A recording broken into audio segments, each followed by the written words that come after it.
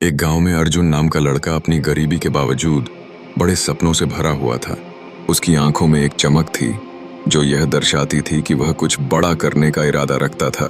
उसके पास न पैसे थे, न कोई कड़ी मेहनत करने की ताकत, न बड़े नाम, लेकिन उसने मनोविज्ञान की चालाकियों का सहारा लिया और गांव के सबसे अमीर आदमी के बराबर ताकतवर बन गया। इस कहानी की शुरुआत होती है जब अर्जुन ने यह समझ लिया कि किसी व्यक्ति को अपने विचारों के लिए राजी करना, बिना उसे महसूस कराए कि वह मजबूर किया जा रहा है, असली शक्ति है। इस गांव में राजेंद्र सिंह जैसे व्यक्ति का बोलबाला था। वह न केवल सरपंच था, बल्कि उससे जुड़े फैसले भी लोग मानते थे। लेकिन अर्जुन को पता था कि असली ताकत शब्दों में होती है और उसे इसका उपयोग करना आना चाहिए। अर्जुन ने अपनी पहली चाल की शुरुआत की, राजेंद्र की भाषा में बात करना। उसने घोड़ों के बारे में सारी जानकारी इकट्ठा की। जब वह राजेंद्र से मिला तो उसने घोड़ों की नस्लों, प्रशिक्षण तकनीकों और खाने के तरीके की बात की।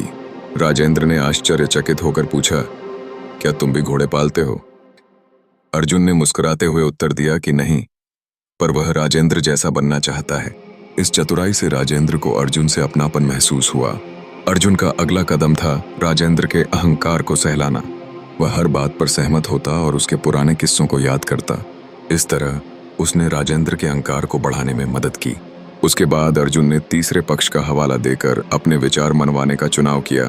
जब वह राजेंद्र से बात करता तो कहता, गांव वाले कह रहे हैं कि अगर आप समर्थन करेंगे तो योजना पास होगी। यह सुनकर राजेंद्र ने सोचा कि अगर वह नहीं मानता तो उसकी इज्जत को नुकसान होगा। इस तरह अर्जुन ने धीरे धीरे योजना को राजेंद्र की खुद की सोच के रूप में प्रस्तुत किया। उसने पहले छोटी जीत मांगी, एक पुरानी सरकारी जमीन पर बेंच लगवाने की।